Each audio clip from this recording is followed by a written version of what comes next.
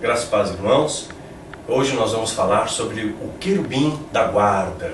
Vamos trazer à luz aquela questão que foi levantada no vídeo anterior, quando nós falamos do enigma das pedras de Lúcifer. Eu tinha dito que prometi para vocês que provavelmente eu gravaria um vídeo a respeito para elucidar isso, para não dar nó na sua cabeça, mas eu deixei um período para que você pensasse, para que você raciocinasse, para que você exercitasse a sua massa cefálica, né? E disse também que a resposta mais completa disso vai estar nos nossos livros. Houve quem disse para mim, felizmente isso é uma minoria, mas é importante responder, porque talvez seja a sua dúvida também. Ah, Daniel, você falou que vai publicar a resposta no seu livro, logo você quer vender livro. Gente, a Bíblia diz que o trabalhador é digno do seu salário. Se eu sou um escritor, é justo que a venda dos meus livros traga recursos para mim, né? Nada mais natural do que isso é bíblico, né? Aquele que semeia colhe, é um princípio, né?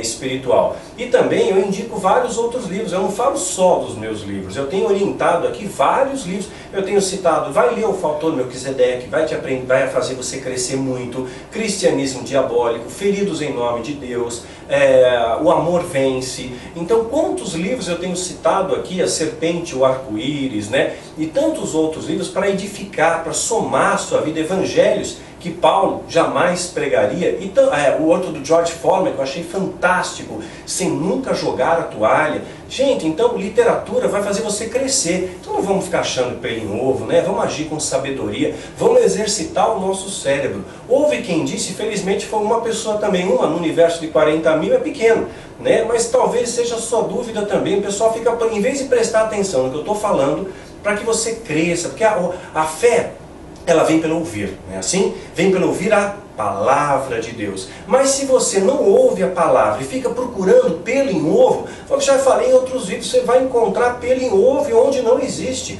Como disse já certa vez, sabiamente, Freud, né, o pai da psicanálise, ele chegou a dizer, às vezes um charuto é só um charuto, né? Às vezes o charuto é só um charuto, né? Porque os seus alunos o flagraram, né? Ele estava pegando um charuto, ele acendeu o charuto e os alunos estavam observando como que talvez, será que aquele charuto representa algo, é um símbolo oculto no seu inconsciente? Mas ele falou, gente, um charuto às vezes é só um charuto. Olha o pelo em ovo que o pessoal achou. Eu falo muito com as mãos, eu tenho ascendência italiana, né? Família Mastrangelo, né?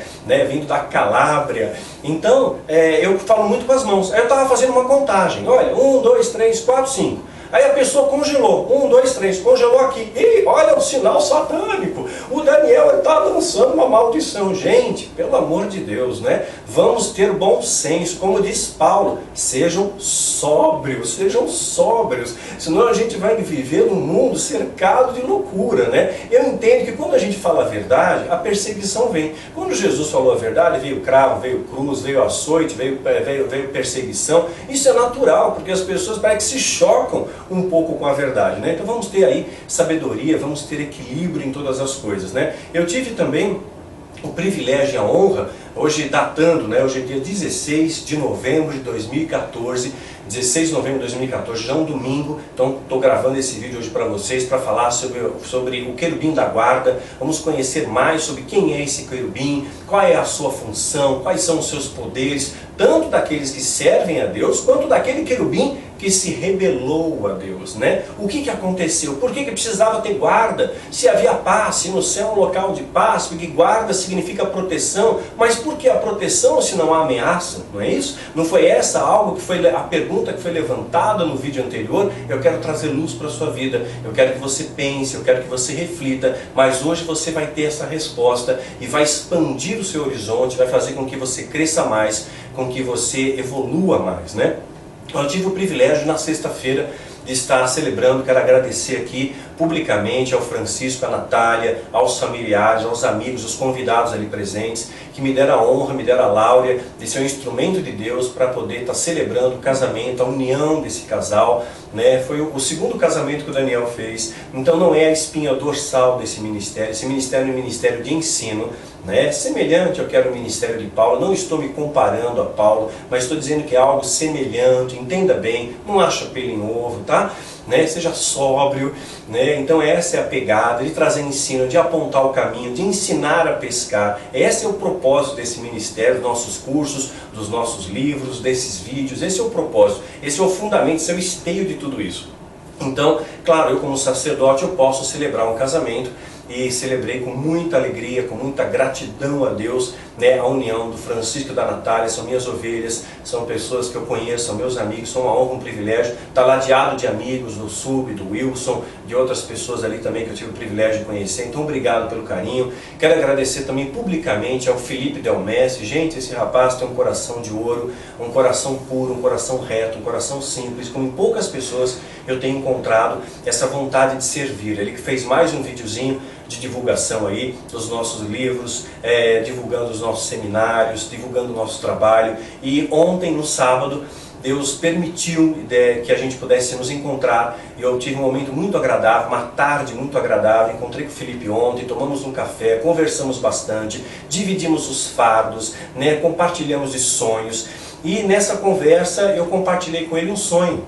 O missionário tem há uns 20 anos, é um sonho meu, é particular. Quando eu praticava artes marciais, quando eu praticava Kung Fu, eu tinha filmado, eu tinha algumas coisas. Ter filmadora naquela época era algo de luxo, só rico tinha. Mas nós tínhamos algumas pessoas que tinham filmadora, era uma minoria. Mas não filmava em alta definição, não tinha a tecnologia que tem hoje. Mas filmávamos alguns treinos. Eu tinha mais ou menos 14 horas de filmagem em VHS. Quando eu comecei a namorar com a Isabela, ela quis assistir, claro, para conhecer a história.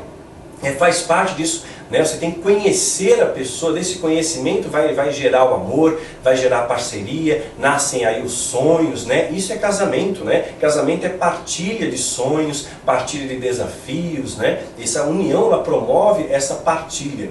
E aí partilhei aquilo com a Isabela, que era parte da minha vida. Ao ver todos os vídeos, ela falou: Daniel, tem muita coisa violenta aqui. Tem vídeo que você está semi-canalizado, tem vídeo que você está canalizado, tem vídeo violento, tem sangue, tem ossos quebrados, tem muita agressividade, porque na época não existia a federação de Kung Fu, né? Então as academias faziam os seus campeonatos por si mesmas, uma desafiava a outra, né? Então o campeonato regional, a cada academia juntava ali, era uma organização assim, man baby, né? Não tinha alguém que coordenava.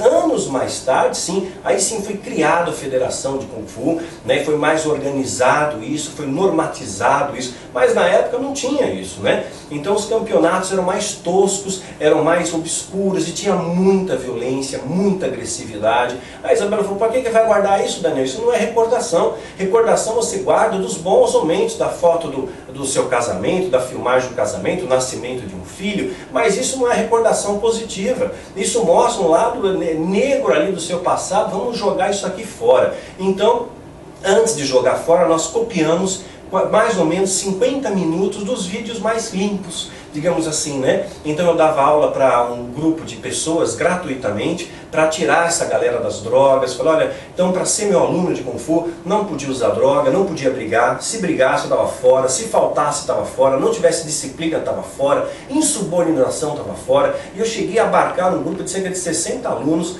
onde eu dava aula gratuitamente. Eu sempre tive muito prazer em ensinar. Isso é algo que Deus já colocou no meu coração desde a minha adolescência, né? De partilhar, e não visava dinheiro, não cobrava nada deles. Aí posteriormente sim, passei a dar aula em academias, aí ganhava por isso. Mas eu tinha esse grupo filantrópico aí.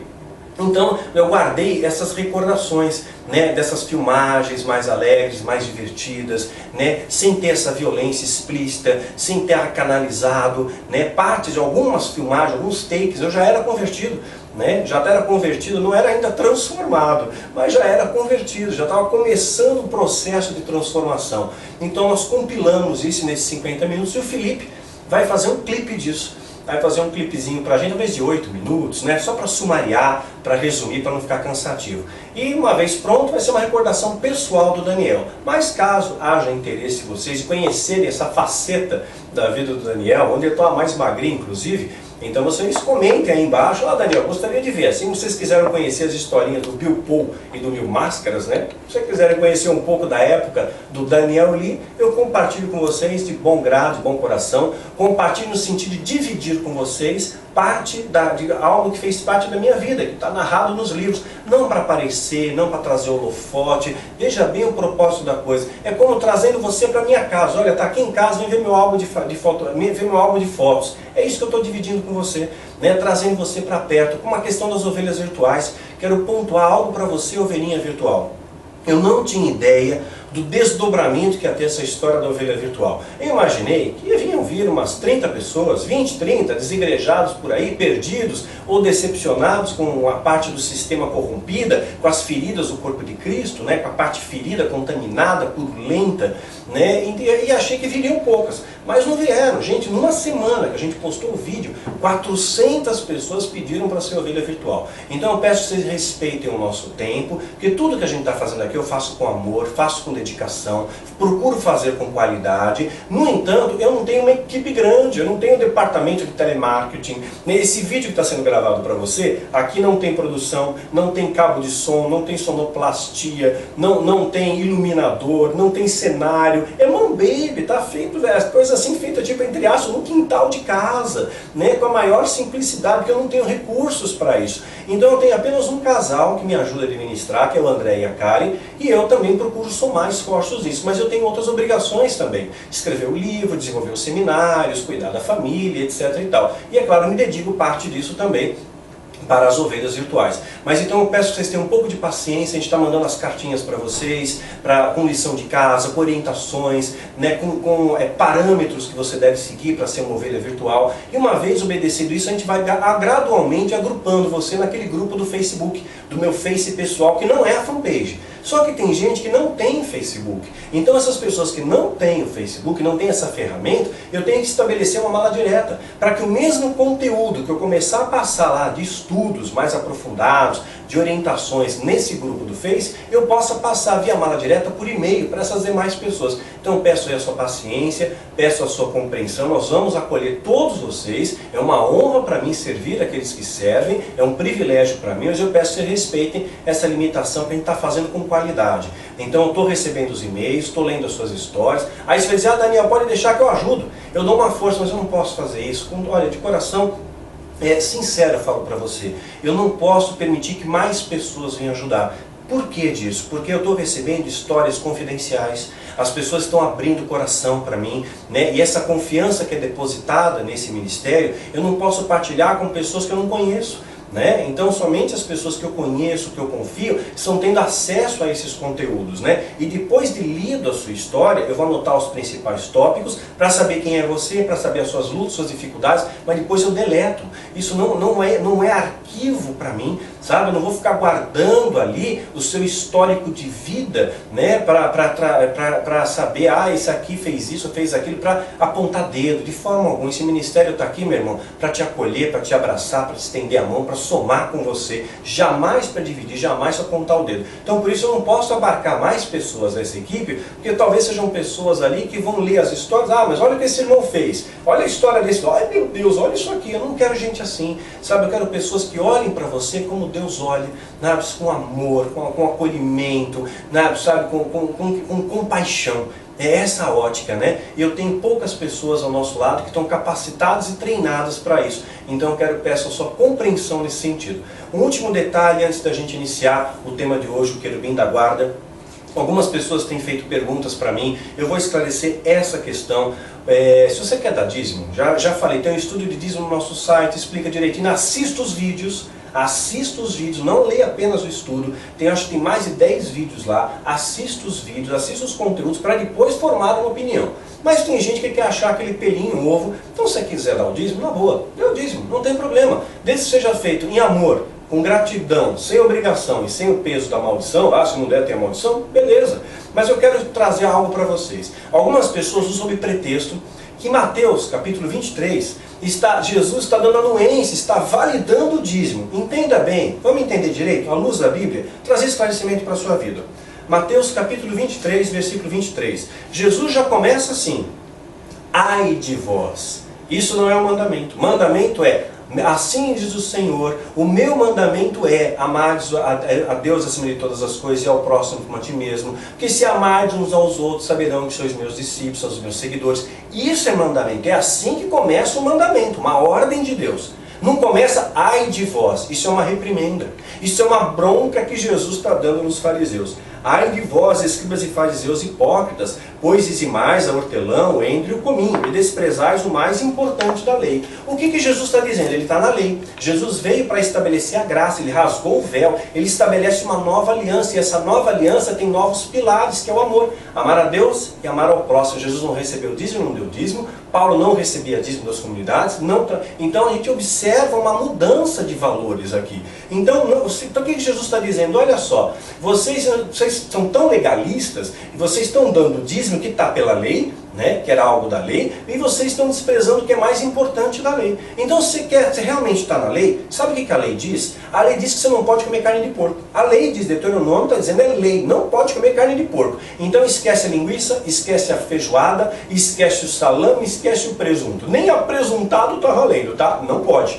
A lei diz que não pode, estamos na lei, né? A lei diz que você não pode aparar a barba. Parar a barba, nem pensar. A lei diz que não deixa você aparar a barba. A lei também diz, se você cometer um pecado, ó, pá, açoite em você. Você vai ser açoitado. A lei diz que, se por acaso o seu irmão é casado, seu irmão é casado, e ele faleceu, seu irmão faleceu, você tem que pegar a viúva dele, pega a sua cunhada e toma como posse para você. Ou seja, você vai ser marido da cunhada, você toma a esposa do seu irmão para a sua família. Vai ser uma coisa harmoniosa, né? Então imagina, você quer cumprir a lei? Cumpre a lei. Né? Não diz assim a Bíblia? Deuteronômio 12:32. Tudo o que ele ordena, observarás para fazer. Nada lhe acrescentarás, nem diminuirás. Então, nada além, nada a quem quer cumprir a lei, então é lei. Então é na íntegra. Ou faz ou não faz. É sim, sim, não, não. E eu vejo aí pastores pedindo trízimo. Então, se é dízimo, se é 10, é 10. Não é trízimo, não é 2 vezes o dízimo, e etc. e tal, que a gente começa a ver por aí. Então, vamos pontuar. Jesus está dando uma bronca. Ai de vós, né? Ai de vós. E esquece o mais importante da lei, o juízo, a misericórdia e a fé. Devereis, pois, fazer essas coisas e não omitir as outras. Condutores cegos, é uma bronca, Jesus não está dando mandamento. Condutores cegos, que quais um mosquito engolis um camelo. Ai de vós, escribas e fariseus hipócritas, pois que limpais o exterior do corpo, do copo e do prato, mas o interior está cheio de rapina e iniquidade. Rapina, maquinam mal, né? Fariseu cego. Limpa primeiro o interior do corpo e do prato, para que também o exterior seja limpo. Deus olha o coração. Primeira coisa é o coração. Ele não está nem aí para o exterior. Aquele cara usa terno e gravata, logo ele é ungido. O João Batista usa pelo de camelo, então logo ele não é de Deus. É assim que a gente julga, né? Pela aparência. Deus não olha a aparência, graças a Deus por isso. Ai de vós, escribas e fariseus hipócritas, pois que sois semelhantes a sepulcros caiados, que por fora realmente parecem formosos. Ele tem aparência formosa, parece de Deus, mas não é de Deus, né? Formosos, mas interiormente estão cheios de ossos mortos e de toda imundícia. Olha a lavada que Jesus dá. Aí os mais religiosos podem dizer, Jesus, você não está sendo espiritual, o senhor tem que amar os fariseus, você tem que liberar perdão, Jesus está sendo contundente contra o pecado. Então eu não estou aqui para acariciar o pecado, eu estou aqui para dar valor à verdade. A gente tem que prestigiar a verdade, honrar a verdade, que hoje parece que falar a verdade isso não é um crime. Falar a verdade parece que é pecado. Né? E Jesus foi perseguido por falar a verdade, e você vai ser perseguido também. Olha como vai ser o final dos tempos. Mateus capítulo 24, versículo 10. E nesse tempo muitos serão escandalizados e trairão-se uns aos outros, e uns aos outros se odiarão. Traição eu já sei como é que é, eu já experimentei isso. Ser odiado eu já experimentei também. Se você segue o caminho estreito, você também vai ser odiado, né? E surgirão muitos falsos profetas, se enganarão a muitos. Os falsos profetas, é interessante como a gente tem mais facilidade em acreditar, né? Por exemplo, em pessoas que dizem que foram arrebatadas para o inferno e viram um monte de pirotecnias, do que acreditar nas coisas de Deus. Né? Então a gente tem mais facilidade de acreditar em fábula de alguém que saiu na mão com a rainha dos céus, né, do que acreditar no amor, na fé, na esperança. Nós temos que rever os nossos valores e dar valor àquilo que realmente tem valor. Teve alguém que escreveu para mim, graças a Deus foi um só também, de 40 mil, felizmente a coisa está melhorando. Eu sei que eu não vou agradar todo mundo, nem Jesus agradou. Pessoas dizem, Daniel, quer dizer então, a Bíblia diz que no céu vai ter ruas de ouro? Eu vou falar sobre isso hoje. E você falou para mim que a gente vai andar sobre cascalhos de pedra turquesa. Que coisa estranha, Não, aquilo foi rema para mim, eu deixei muito claro, presta atenção, pronto para ouvir Tardião falar, foi rema para mim, foi uma visão específica para mim, um caminho de pedras azuis, né? Um caminho, não era todo o caminho, era uma estradinha, era isso, né? Não era toda a extensão dos céus. A gente tem que ser sábio nas coisas, tem que usar inteligência. Gente, como o povo perece pela falta de conhecimento bíblico e muitas vezes pela falta de conhecimento básico, primário, né? Tem gente que acha que Lucas foi apóstolo de Cristo, né? Então a gente vê assim conhecimento básico e primário que está faltando em nosso meio, né? Pois surgirão muitos falsos profetas e enganarão a muitos. Está cheio de gente enganando o povo, né? Então cuidado, né? Ouve a verdade te libertará, a mentira te aprisiona. E por se multiplicar a iniquidade, o amor de muitos se esfriará, mas aquele que perseverar até o fim será salvo. Então a sacada aqui, meu irmão, é perseverar até o fim. Abre seus ouvidos, prepara o seu coração, você vai conhecer agora quem é esse querubim da guarda. E vamos então conhecer esse querubim da guarda. Mas antes de falar sobre o querubim da guarda, aquele que se afastou da presença de Deus, aquele que se rebelou contra Deus, e talvez você possa se perguntar como é que Satanás conseguiu enganar os anjos. Né? Qual foi a argumentação? Porque os anjos viram a glória, o poder e a majestade de Deus, eram seres plenos, com uma inteligência fenomenal, espetacular, havia paz. Como é que ele conseguiu articular a rebelião? Primeiro ponto a ser pensado, ele era um querubim. A sua patente espiritual, a sua categoria espiritual era de querubim. E querubim é aquele que tem uma missão de guardar, né? De cobrir, né? E ele é o querubim ungido, né? Ungir significa separado, santificado. Então esse querubim tinha uma missão especial. E como nós falamos no vídeo anterior, o enigma das pedras de Lúcifer, ele estava muito próximo de Deus, muito perto de Deus. Mas é evidente que a rebelião não aconteceu num piscar de olhos. E certamente ele não pegou o microfone e fez um discurso para a plateia, para os miríades dos anjos ali, olha, vamos nos rebelar. Não, foi ao pé do ouvido. É assim que começam as rebeliões, é assim que começam as divisões, ao pé do ouvido. Olha, sabia o que estão falando? Sabe o que estão dizendo por aí? Olha, eu ouvi dizer que essa fofoca no coletivo promove a divisão.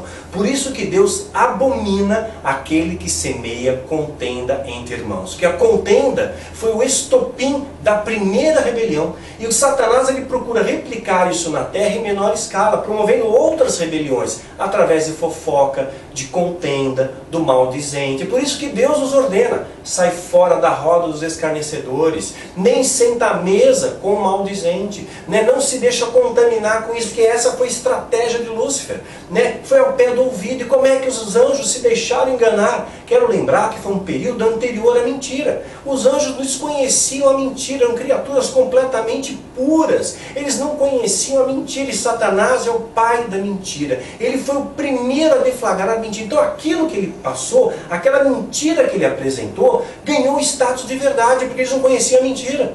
A mentira não era conhecida naquele tempo. Então o que Satanás ele vem e fala, olha, Deus ele está limitando muita gente. Deus coloca muita regra para a gente. Nós poderíamos ter um potencial tão maior e Deus nos limita. Nós podemos ter um reino maior. Você já parou para pensar nisso? Não foi essa articulação que Satanás usa para Eva? Olha, você quer ser como Deus? Ah, por isso que Deus não deixou você comer da árvore do conhecimento do bem e do mal. Porque se você comer dela, você vai saber o que Deus sabe. Se você comer dela, você vai ser Deus, né? Então essa argumentação é a mesma, porque Adão e Eva também eram seres puros, desconheciam a mentira. E aquela astuta serpente, que depois só em Apocalipse é revelado como sendo Satanás, porque no livro de Gênesis não há uma definição de serpente é mal, né? A borboleta é boa. Não tinha isso. A pomba é bom, a serpente é má. Não tinha isso. Mesmo porque Jesus faz alusão à serpente usando da sua sabedoria, seja prudente como a serpente.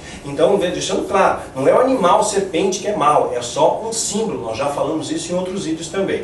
Então, Satanás ele foi colocando, Deus ele já tinha suas leis. Deus sempre teve as suas leis. Tem as leis que regem o cosmos. Tem as leis que Deus estabeleceu para reger o universo. Né? As leis da física, né? são leis pétreas, né? Leis majoritárias que regem todo o nosso universo. Leis da mecânica, leis da física quântica, são leis que Deus estabeleceu e todo o universo funciona regido, ordenado por essas leis, né? Ordenado por essas leis. Mas existem leis morais também, leis morais que Deus também estabeleceu. Você acha que os 10 mandamentos foi dado só ao povo de Deus? Certamente é um reflexo de mandamentos que já existiam na esfera celestial. Deus está replicando na terra, é um espelho do céu, né? Eu quero que seja algo bom para vocês, sigam essas regras. Vocês seguindo essas regras, vocês vão desfrutar de uma vida plena, de uma vida em abundância. Então certamente haviam regras espirituais de honrar a Deus acima de todas as coisas, né? De não falar mal do seu irmão, de não mentir, né? De não assassinar. Então são regras que Deus já tinha estabelecido desde a sua onisciência. Então como é a característica desse querubim, né? Os querubins, eles estão ligados a um elemento. Olha só que interessante.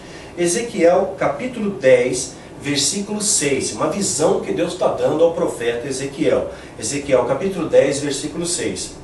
Sucedeu que, dando ele ordem ao homem vestido de linho, dizendo, toma fogo dentre as rodas, dentre os querubins. Entrou ele e parou junto às rodas. Então estendeu o querubim a sua mão dentre os querubins para o fogo, e estava entre os querubins, e tomou dele, e pôs nas mãos os que estavam vestidos de linho, o qual tomou e saiu. E apareceu nos querubins uma semelhança da mão de homem, debaixo das suas asas. Então nós vemos aqui uma associação do querubim ao elemento fogo.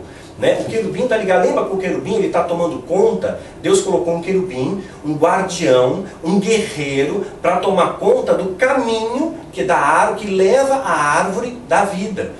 Tomar conta do caminho. Não, ele não está na árvore, ele está no caminho que dá acesso à árvore, então estando completamente impedindo a aproximação de qualquer pessoa que chegue lá aí na árvore da vida. Então o homem nunca vai descobrir o elixir da juventude, a pedra filosofal. Isso aí foi vetado pelo homem. O querubim está guardando a mesma patente de Satanás, mesma patente. E o querubim está com o quê? Espada de fogo nas mãos. Está com uma espada de fogo. Então está ligado ao elemento que os querubins usam.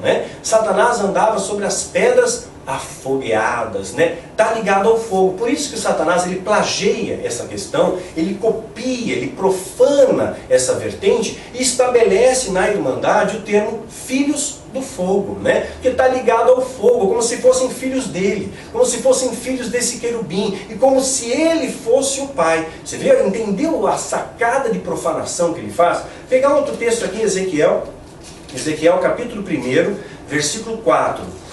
E olhei, eis que um vento tempestuoso vinha do norte, uma grande nuvem, com fogo envolvendo-se nela, e um resplendor ao redor. No meio dela havia uma coisa, como a cor de âmbar, que saía do meio do fogo. No meio dela saía a semelhança de 4 seres viventes, e essa era a aparência, e tinha a semelhança de homem. Aqui está falando sobre a primeira visão de Ezequiel dos querubins, mais uma vez ligados ao fogo, a esse elemento fogo. Os querubins têm essa associação ligada aos elementos fogo. Vamos pegar outra representação aqui. Então eles estão ligados ao fogo. Como é que são esses querubins? Qual é a sua altura? Quais são as suas dimensões? Vai estar escrito em 1 Reis, capítulo 6.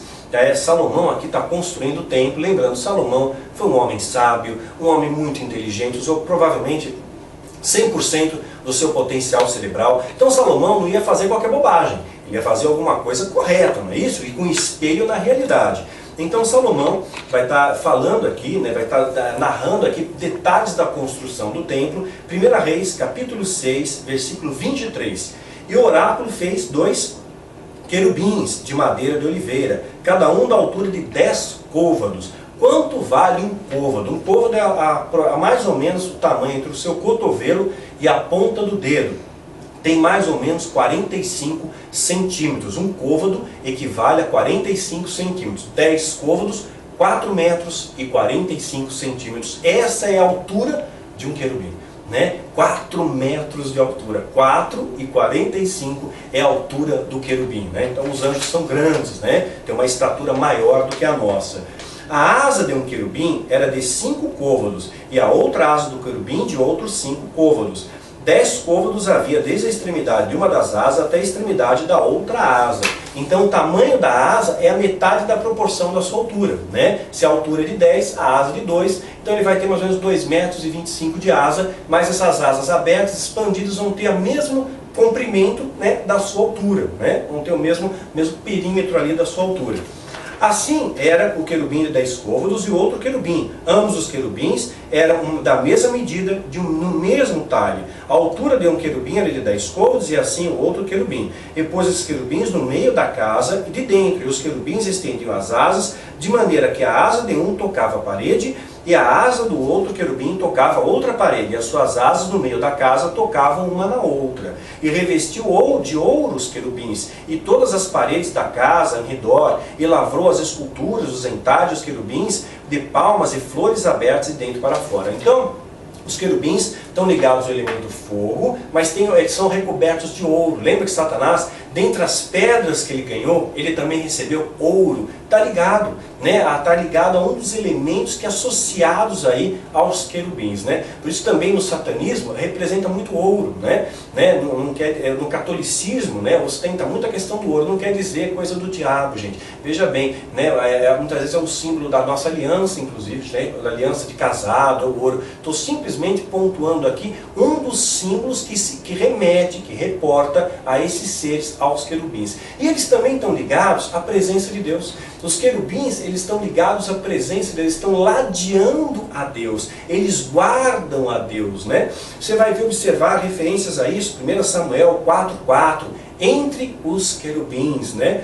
2 Samuel 6,2, 2 Reis 19,15, Salmo 99,1, né? Sempre falando ali da presença de Deus entre os querubins. Quando Moisés falava ali com Deus, estava falando também entre os querubins. Então a presença dos querubins ladeiam a figura de Deus, ladeiam a presença de Deus. E olha só, né, vai estar, por exemplo, em Êxodo 25, 22, né? Moisés ali também falando entre os querubins, a Deus se manifestando ali entre os querubins. Então os querubins ladeiam, guardam a Deus. Agora uma coisa interessante, Apocalipse capítulo 12, ele vai nos trazer uma série de informações aqui. Lembra que Lucas ele vai dizer uma coisa interessante. Deixa eu ver qual é o texto certo, acho que é Lucas 10, 18, se me falha a memória, mas acho que é isso mesmo que eu anotei. Lucas 10, 18. Jesus disse assim: vi Satanás como um raio cair do céu. Lucas 10, 18. Então Jesus foi testemunho ocular, viu Satanás cair do céu. Então quando Jesus estava na terra, pressupõe-se, né, Satanás já estava no mundo, não é isso? Tanto é que Satanás ele vai tentar Jesus no deserto. E ele já diz: o mundo jaz no maligno. E Satanás diz para Jesus: esse mundo é meu, foi dado para mim, eu dou a quem quiser. Então na época de Jesus, Satanás já estava lá. E antes disso também, no Velho Testamento, quando Satanás se apresenta diante de Deus para pedir permissão para tocar em Jó. Pedir permissão para tocar em Jó. É interessante que, embora ele tenha sido expulso da presença de Deus através da sua rebelião e lançado à terra, por alguma razão Deus ainda permite que ele tenha acesso à presença de Deus. Por que Deus faz isso, né? Porque talvez você esteja se perguntando: gente, Jesus já não falou que o joio vai crescer junto com o trigo? Jesus falou isso. O joio vai crescer junto com o trigo. Vamos pegar aqui um texto para vocês. Olha só. Mateus capítulo 13, versículo 40, né? E assim como o joio é colhido e queimado no fogo, assim será a consumação desse mundo. Então o que está acontecendo aqui? O joio ele vai crescer junto, né? Jesus já estabeleceu que esse joio vai crescer junto com o trigo. Deus permitiu que ele cresça junto. Existe a melhor maneira de você eliminar, às vezes, um conflito, é muitas vezes deixar que aquilo siga o seu curso. Então Deus ele permitiu que o joio crescesse no nosso meio, para que no tempo certo ele manifestasse o seu poder. Então Deus está permitindo que Satanás faça algumas coisas. Tudo vem com a permissão de Deus e há um propósito para isso. A gente vai entender isso melhor no seminário de escatologia e em alguns vídeos que a gente tem postado falando sobre o tema de escatologia também. Mas Apocalipse capítulo 12, ele vai trazer uma vertente interessante. Aqui, na verdade, é uma sucessão de eventos, uma série de coisas estão acontecendo e são narradas. Não necessariamente na mesma ordem cronológica, mas mostra uma narrativa bastante interessante aqui de eventos que aconteceram e eventos que vão acontecer. Apocalipse capítulo 12. né? E a interpretação disso é bastante complexa. Eu nem vou entrar no mérito de toda ela, vou apenas apresentar algumas vertentes dessas interpretações. E viu-se um grande sinal do céu, e uma mulher vestida de sol, tendo a lua debaixo de seus pés, e uma coroa de 12 estrelas sobre a sua cabeça. Lembra Gênesis 3,15, diz que alguém nascido de mulher pisaria a cabeça da serpente. A serpente, nós entendemos quem é a serpente, é a representação de Satanás. Alguém nascido de mulher, quem? Jesus, nascido de mulher, que vai triunfar sobre o mal. É a luz que triunfa sobre as trevas, que sobrepuja o bem, sobrepujando a força do mal. Então essas 12 estrelas são aquelas que vão forjar a igreja, né? São os 12 discípulos que Jesus escolheu para forjar a sua igreja.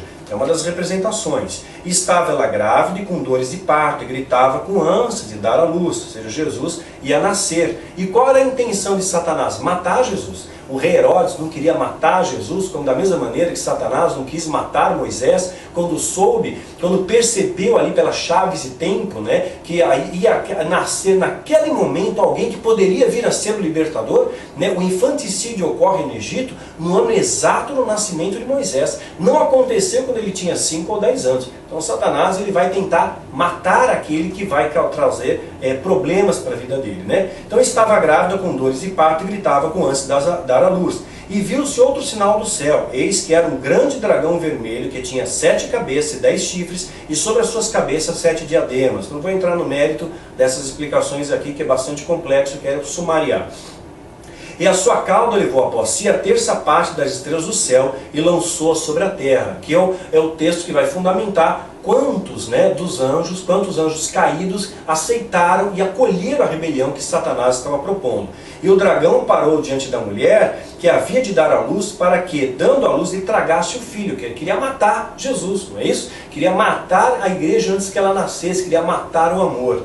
E deu-se à luz a um filho homem, que há de regir todas as nações com vara de ferro, e seu filho foi arrebatado para Deus e para o seu trono. Quem foi arrebatado para Deus? Quem está à direita, à destra do Pai? Jesus, né? E para seu trono. Está falando de Jesus. E a mulher fugiu para o deserto. Aqui já é um outro advento. Aqui mulher igreja. E a mulher fugiu para o deserto, onde já tinha lugar preparado por Deus, para que ali fosse alimentada durante 1260 dias. Aqui algumas interpretações acreditam ser a segunda metade da tribulação, a grande tribulação. Seria a igreja que vai se converter nesse período, que vai estar escondida, que vai estar protegida dos açoites, especialmente vindos aí do anticristo. E houve batalha no céu. Aqui é um outro advento, uma outra situação. E houve batalha no céu. Miguel e seus anjos batalharam contra o dragão. E batalharam contra o dragão e os seus anjos, mas não prevaleceram mais do seu lugar que achou nos céus. E precipitando o grande dragão, a antiga serpente chamada Diabo do grego Diabolos, quer dizer, aquele que traz divisão, e Satanás, o adversário. Aqui está em hebraico, palavra hebraica, Satanás quer dizer o adversário. E engana todo mundo. Ele foi precipitado na terra e seus anjos foram lançados com ele.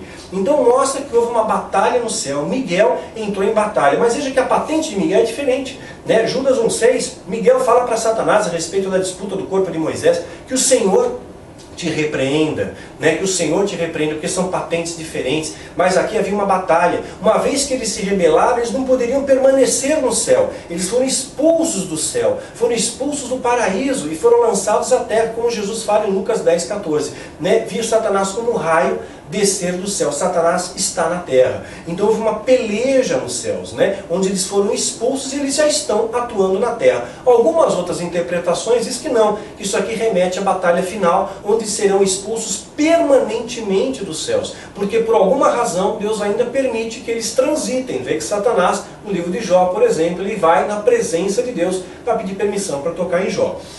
E foi precipitado o grande dragão, blá blá. E ouvi uma grande voz do céu que dizia: agora é chegada a salvação, e a força e o reino de nosso Deus, e o poder do seu Cristo, porque já o acusador de nossos irmãos é derrubado, o qual diante do nosso Deus o acusava de dia e de noite. É derrubado. Esse dia que Satanás foi derrubado ainda não aconteceu, né? Esse momento não ocorreu ainda. Aí no versículo 11, e eles o venceram pelo sangue do Cordeiro e pela palavra do seu testemunho, e não amaram as suas vidas até a morte. Por isso, alegrai-vos os céus e vós que neles habitas, ou seja, alegre-se todo mundo, céus e terra.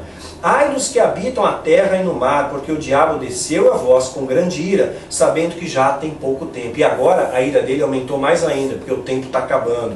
Vem conhecer nosso seminário de escatologia, você vai saber quanto tempo resta. Embora a gente não possa prever o tempo, a gente pode observar os sinais que anunciam esse tempo, né? Então você não sabe quando chega a tempestade, mas você pode observar as nuvens. A tempestade está chegando. E quando o dragão viu que fora lançado na terra, perseguiu a mulher que dera luz ao filho homem. Está repetindo aquela história anterior. E foram dadas à mulher 2 asas, como a de uma grande águia, para que voasse para o deserto no seu lugar, onde é sustentada por um tempo, e tempos, e metade de um tempo. Né? Aqui vai mostrar, só fora da vista da serpente, a serpente ligada ao diabo, tempo, tempos, metade de um tempo, calendário persa, vai equivaler a 3 anos e meio também. Tempo 1 ano, tempos 2 anos, metade de um tempo, meio ano, 6 meses. Mesma coisa que já foi dito anteriormente, só que está em número de dias, aqui está em calendário persa. Então está mostrando vários adventos que ocorreram aqui. Então houve batalha nos céus. Então teve a primeira guerra nos céus ali. Aí você vai pensar, mas os anjos não sabiam lutar. Como é que eles pelejaram? Como é que eles lutaram? A geração de Moisés sabia lutar? Foram escravos, eram escravizados. A necessidade gera capacidade. E eles foram grandes guerreiros, venceram grandes batalhas, porque o Senhor era com eles, né? Então os anjos, eles certamente já deviam conhecer alguma técnica de combate. Talvez não no sentido de praticar o combate como sistema de defesa, mas como talvez um esporte, quem sabe, né? Como jogar futebol, como praticar o boxe esportivo, né? Alguma coisa assim. É uma inferência particular, eu não estou afirmando, tá bom? Então o Daniel disse, isso aqui não está na Bíblia. São inferências, são conjecturas, né? Fato é que eles sabiam lutar, e eles exerceram, nós não sabemos quais eram as armas que eles tinham. Mas olha só que coisa interessante que tem aqui. Existem alguns livros apócrifos, sabia disso? Alguns livros apócrifos que falam como foi essa batalha. Macabeus 5, de 2 a 4. Os apócrifos, você tem que reter o que é bom. Não são livros que entraram, não foram canonizados pela igreja, não compõem os 66 livros da Bíblia, né? Mas alguma coisa histórica você pode extrair deles, especialmente o livro de Enoque, que é interessante. Mas Enoque, o etíope, é o melhor deles, é o mais fidedigno, né? É o mais que tem mais elementos históricos. Tem 3 livros de Enoque, o etíope, eu acredito ser o mais fidedigno ali. Então Macabeus, né, de 5, 2 a 4, diz assim, está narrando essa batalha.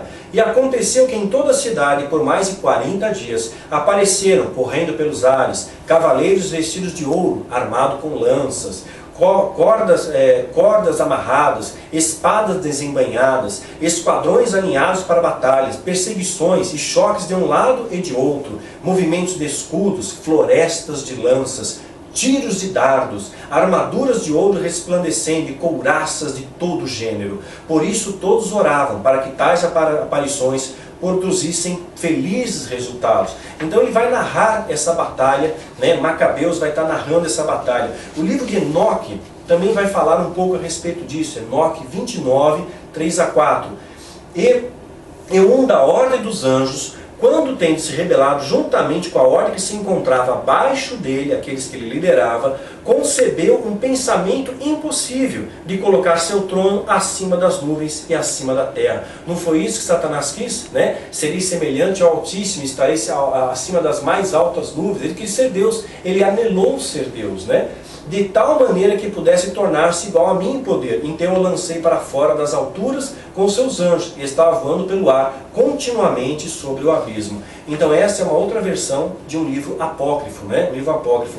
1 Timóteo 3,6 diz assim, não sejas neófito, se para não suceder que não se ensoberbeça, não entre orgulho no seu coração, e não incorra na condenação do diabo. E no versículo 7, 1 Timóteo 3,7, pelo contrário, é necessário que ele tenha um bom testemunho dos de fora, a fim de não cair no opróbrio e no laço do diabo. Qual é o laço do diabo? Orgulho, soberba, inveja. Deixou isso entrar, você caiu no laço do diabo. É essa a principal armadilha. Então houve uma peleja nos céus, houve uma batalha nos céus, e Satanás ele foi expulso, porque o bem prevaleceu sobre o mal. E por alguma razão Deus permite que ele continue transitando. É o joio que está crescendo junto com o trigo. Por que Deus não manda exterminar de uma vez esses falsos profetas? porque Deus é amor. Vai chegar um momento que eles vão perceber que estão errados, né? Tanto esses homens, como quem sabe, até mesmo Satanás. Quem julga é Deus. Eu não estou dizendo que Satanás já recebeu perdão, eu não estou dizendo que existe essa possibilidade, mas é algo para você pensar a respeito. Deus está permitindo que o joio cresça junto com o trigo. Há algo a mais aí que Deus quer nos ensinar, né? E uma coisa interessante, quando a gente fala dessas batalhas e tudo mais, né, eles usaram armas para isso. E aí fala de espada, né? O querubim que toma conta do caminho para a árvore da vida, ele tem uma espada nas mãos. Você sabe que as guerras, né, você vê esse momento da história que o querubim está com a espada nas mãos, é anterior à formação das civilizações. Ninguém sabia o que era uma espada, mas depois alguém ensinou o homem a forjar espadas. Alguém ensinou o homem a forjar as lanças, os dardos, né? Alguém ensinou isso para o homem. Certamente os anjos caídos ensinaram as técnicas de combate que eles já conheciam e as armas que eles já conheciam o homem. Então todas as armas foram criadas pelo diabo? Eu não posso afirmar isso. Porque às vezes ele deu um empurrão inicial. Às vezes você vai lá para alguém, né? Às vezes chega um bandido para você e oferece cocaína para você. E aí você fica viciado na cocaína, você vira traficante de cocaína, você se prostitui pela cocaína, você mata pela cocaína, você rouba pela cocaína, você destrói a sua vida. Você vê, ele só deu um impulso, ele só deu um empurrão para o abismo. Né? Então Satanás provavelmente ele deu esse impulso. O homem já imbuído, já tinha comido a árvore do conhecimento do bem e do mal, já tinha entrado a maldade no seu coração, foi só um empurrãozinho. Hoje o homem é capaz de roubar, matar e destruir. O homem hoje ele pode fazer maldades assim inexoráveis, né? A maldade humana às vezes não tem medidores. Eu tive pesquisando algumas pessoas, como tal de David Koresh.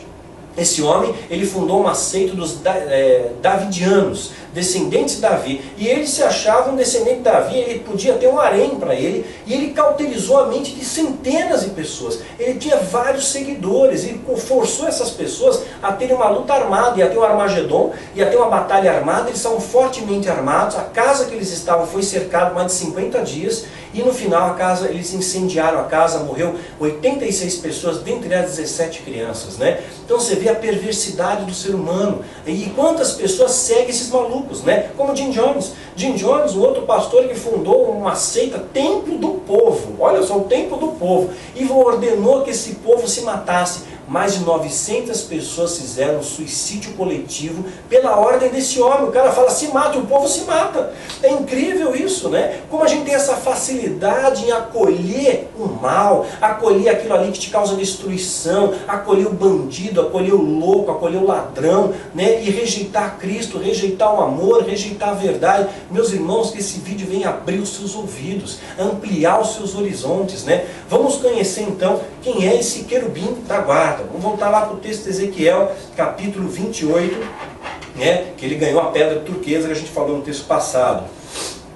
Ezequiel 28, capítulo 28, versículo 13. Estivesse no Éden, jardim de Deus, e toda a pedra preciosa era a tua cobertura, fala das pedras e tal.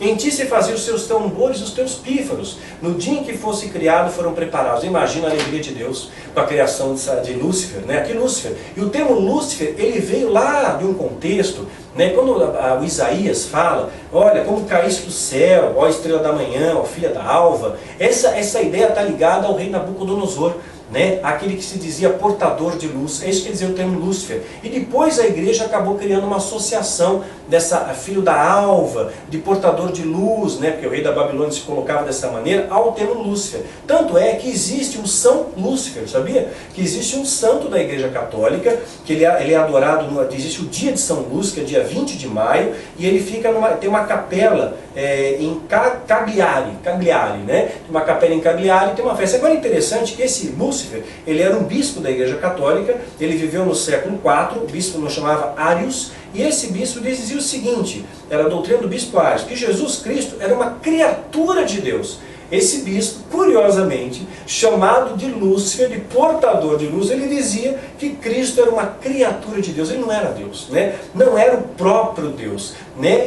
Mas existe, a igreja católica permite isso, embora não divulgue isso, existe lá a igreja de São Lúcifer, em Cagliari, na Itália, né? E é celebrada uma festa para ele todo dia 20 de maio, né? Janeiro, fevereiro, março, abril, maio. Cuidado para não fazer o sinal aí, isso, Daniel. Tá? Vão estar diferente. Janeiro, fevereiro, março, abril, maio. Mês 5, dia 20 do mês 5, né, é a festa de São Lúcifer. Você vê? Então, essa conotação de Lúcifer como ligado ao mal, ela só começou a surgir no século V. Né? Então, esse portador, daí que veio a ideia de Lúcifer, né? De portador de luz. Né? E aí, a alegria de Deus, quando criou esse querubim ungido, né? Esse querubim ungido, tu eras o querubim ungido para cobrir, te estabeleci no monte santo de Deus estavas, no meio das pedras afogueadas andavas, está ligado ao fogo, né? Monte santo, presença de Deus, é essa condição que ele estava muito perto de Deus, querubim ungido, separado, santificado ali. Os pífanos, os instrumentos musicais foram criados. Olha a alegria de Deus, vou criar instrumentos musicais para celebrar a sua criação. Certamente ele tinha algo ligado à adoração. E hoje, quantos e-mails eu recebo de adoradores que falam: Daniel, o altar está contaminado, tem inveja, tem ciúme, um sabota o outro, um quer aparecer mais que o outro, um canta mais alto que o outro, um quer mostrar que é mais estrela, todo mundo quer holofote, ninguém quer agradar a Deus, as pessoas querem agradar a si mesmo, querem receber as glórias para si mesmo. E eu sei que isso está extremamente contaminado, extremamente contaminado. Uma vez uma pessoa escreveu para mim: Daniel, eu quero fazer uma adoração num dos seus seminários. Eu falei: meu irmão, eu não te conheço, eu já tenho alguém que faz adoração ali. Se eu te conhecer, vai ser uma honra você somar, a gente conversa ali, eu respeito os levitas, os verdadeiros, mas deixa eu te conhecer primeiro. E a pessoa ficou de bico, falou: como assim? Né? Então eu preciso, porque as pessoas têm que me conhecer, porque eu tenho uma unção, Daniel, quando eu canto a coisa acontece. Eu. Quando tem muito eu, ele não opera. Eu tomo muita atenção com isso, né? Quando eu dou a direção para alguém: irmão, vamos fazer tal coisa. Eu não sei, Daniel, não sei se eu sou capaz, eu não sei se eu consigo. Esse é o cara. Esse é o cara. Deus usa os fracos para confundir os fortes, os humildes, os pequenos de coração. É esse que Deus está usando, né? E Lúcifer foi criado dessa maneira. Tu eras o querubim ungido, e andava no meio das pedras afogueadas. Perfeito era nos teus caminhos, desde o dia em que fosse criado, até que se achou iniquidade em ti. Então, quando fala querubim da guarda, vamos entender bem o contexto, para que não haja confusão na sua mente. Querubim, nós vemos que o querubim ele tomava conta da arca, né? Ele protegia a arca, são 2 querubins ligados à arca. Salomão manda construir querubins para estar no templo, né? Como para guardar o templo. Deus falava entre os querubins.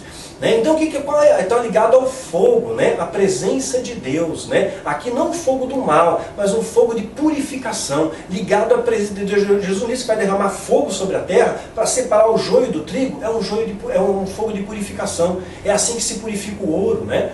É um fogo de purificação. Então essa condição de querubim da guarda não é guarda no sentido de sentinela, não é um sentido de guardar, no sentido de zelador, de cuidar, de proteger. É esse o sentido da guarda. O querubim da guarda é esse. É como se você fosse o guardião, por exemplo, do tabernáculo, né? O guardião da biblioteca. Então você tem que manter os livros em ordem, catalogados, apaga a luz quando você sai, mantém limpo. Você é o guardião, você toma conta, você zela por aquilo. É isso. Eu sou o guardião do tabernáculo. Eu tenho que manter a chama acesa, eu tenho que cuidar da mesa dos pães, eu tenho que manter limpo, eu tenho que manter em ordem. Eu sou responsável para guardar esse lugar, no sentido de proteger esse lugar, não de um ataque adversário, mas de guardar a santidade, de preservar a pureza, né? De manter em ordem. É nesse sentido de guardar, no sentido de zelar, não no sentido de ter uma ameaça. Isso era o querubim da guarda. Essa era a missão de luz, por isso que ele estava tão perto.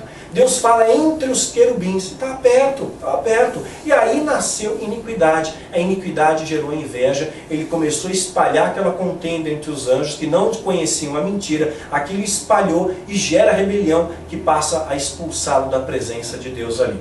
E onde eu quero chegar hoje para que você... isso aí é conhecimento. Agora, o que isso vai mudar na minha vida, Daniel?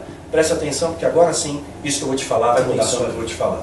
Apocalipse capítulo 21, versículo 18. E a construção do seu muro era de jaspe, e a cidade de ouro puro, semelhante a vidro puro.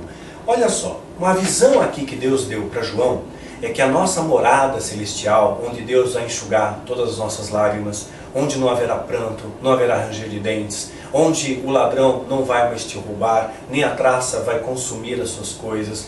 Né? Diz que a cidade vai ser de ouro. Não fala talvez a cidade inteira, mas esse pedaço aqui, falando da cidade de Jerusalém, né? Talvez não toda a extensão do céu, mas a cidade de Jerusalém, ruas de ouro, semelhante a vidro.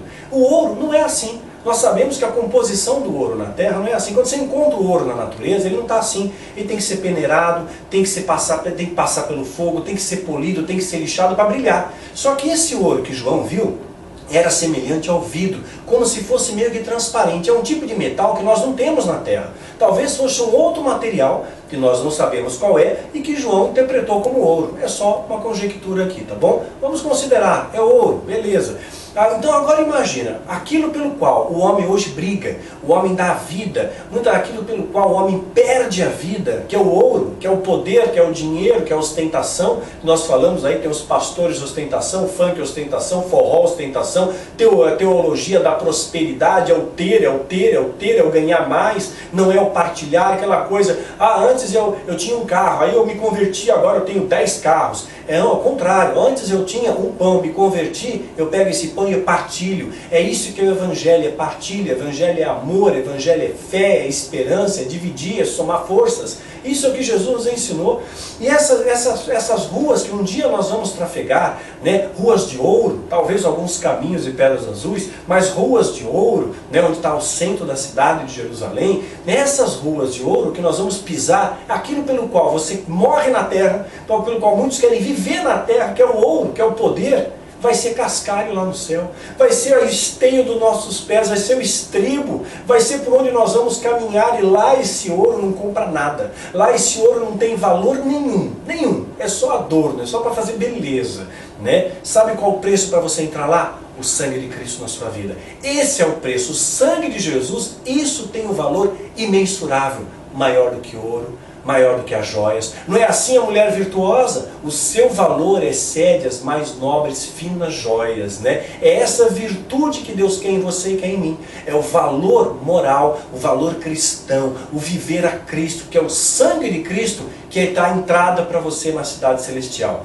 O sangue de Cristo que é o viver a Cristo, não é o conhecer a Cristo. Porque muitos vão dizer, Senhor, Senhor, a quanta coisa eu fiz em Teu nome. Não te conheço, aparta-te de mim, vós que praticas a iniquidade. Então você realmente quer se reconciliar com Deus, quer saber onde é a sua morada eterna, tem que viver o sangue de Cristo. O sangue de Cristo cubra a sua vida, e que você dê honra àquele que morreu por você, que você viva por aquele que morreu por você, que você viva os valores pelos quais Cristo morreu. Isso sim é tesouro no céu, isso sim vai fazer mudança na sua vida. Esse é o tesouro mais precioso de todos, né? E que esse tesouro você guarde no seu coração e não deixa o diabo roubar, não deixa de trazer dúvida, não deixa de trazer orgulho. Lembra da pesca milagrosa? Estava no barco.